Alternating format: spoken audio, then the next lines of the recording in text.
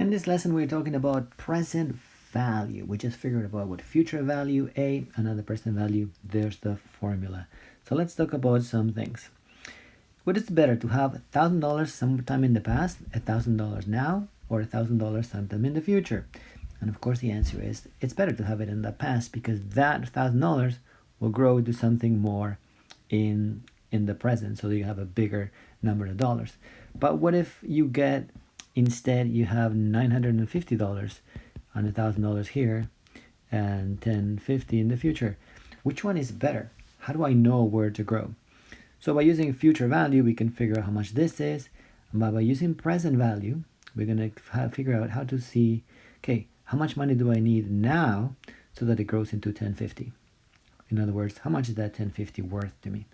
So let's check this out. If somebody paid $39.55 for an item, including tax, how much was the item before tax? See if you can stop and do it. But here's the answer. What's going to be whatever they paid multiplied by 1.13 gave us 39.55. So if I want to isolate for x, all I got to do is divide both sides by 1.13. And 39.55 divided by 1.13 gives us 35.49. 35.49. And I usually challenge the classes, okay, here's a $100 bill. What is the most you can buy with a $100 bill? Is it 13% tax? So can I just take $13 off, or would there be less tax? Try to figure that out in your head and then do the calculation. It's kind of a fun little exercise. Even though interest rates right now are super low because everything that's going on, interest rates have not been all that low for the last little bit. In the 80s, you can talk to your parents and you remember that the mortgages went like through the roof. 20% is like actually a pretty scary number. So the numbers that we're using right now do not match with reality, but the numbers do have some sort of reality in our history, and who knows what's going to happen with our future. Quick review. Our future value calculations were done like this. An example at the bottom: what is the total amount at the end of 6 years if you invest $5,000 at 4.5% compounded monthly? Well, the 4.5%, it's per year, but if I'm compounding things monthly, I need to divide this by 12. And then for the n, I need to figure out, okay, how many months are there in 6 years? So it's 12 months per year times 6. 12 times 6, that's 72.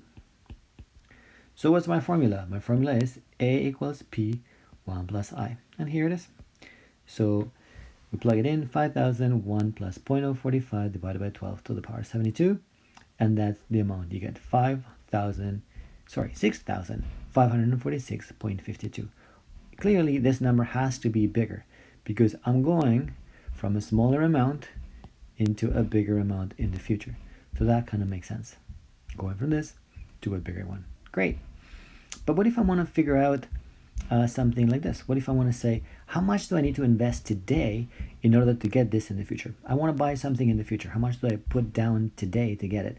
Or somebody's offering me a payment in the future, or they offer me less money today.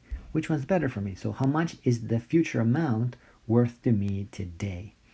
And fortunately, it's really straightforward. It's the same formula that is just going to be rearranged. I'm just going to divide both sides by 1 plus I to the n. 1 plus I to the n. And then I get that P is A over 1 plus I to the n. That's it. But because of the use of negative exponents that we know how to do, if we make this a negative n, the formula would look like this. P is equal to A bracket 1 plus I bracket to the negative n. We know that I is the interest rate per period, and that n is the number of compounded periods for the whole term. So let's do first one. First, I'll show you what are the only 5 formulas. We got I equals P or T. We got P, which we figure out today. We got A, which we did yesterday. And then we only have 2 more formulas to go when we talk about regular payments. And those are the only 5 formulas. So let's do one last example. Let's say you need to get $3,500 in order to be able to afford some sort of a trip for graduation at some point in time, and you can invest your money down now at 4.2% slash A, so annually, compounded quarterly. How much money should you deposit today in order to have the necessary fund in, let's say, 5 years, right? So how much do we put down now so that it grows into the 3,500 that we need? Please answer this question, and the answer is coming in 3, 2, and 1. We're going to use the formula. P is equal to A bracket 1 plus I to the minus n. Why? Because I want to know the money now. I want to know the money like kind of in the past, right? So going backwards. So I need to use the negative exponent. I remember to use the negative exponent because that's going to make it divide and it's going to give me a smaller amount. And I know that in my calculation, I need to put less money now so that with the interest, it will grow to 3,500. Well, 3,500 is my P. 0.042, what was it? It was compounded quarterly, but 4.2 was annually. So I need to divide this by 4 because there are 4 quarters in a year. And then it was 5 years, right? It was 5 years. So how many quarters are there in 5 years? Okay, so that would be 20. If I do it like this, and on purpose I forgot the negative, which sometimes happens, I'm going to end up having a larger number than 3,500. And I know that I got that wrong. So it's like, oh no, this is the negative exponent because I'm trying to divide this because I want to know a lower number that's going to grow into 3,500. And when I plug that into the calculator, I get that the number is 2840 and period 15. And again, that number should be smaller than the 35 from which I wanted to reach.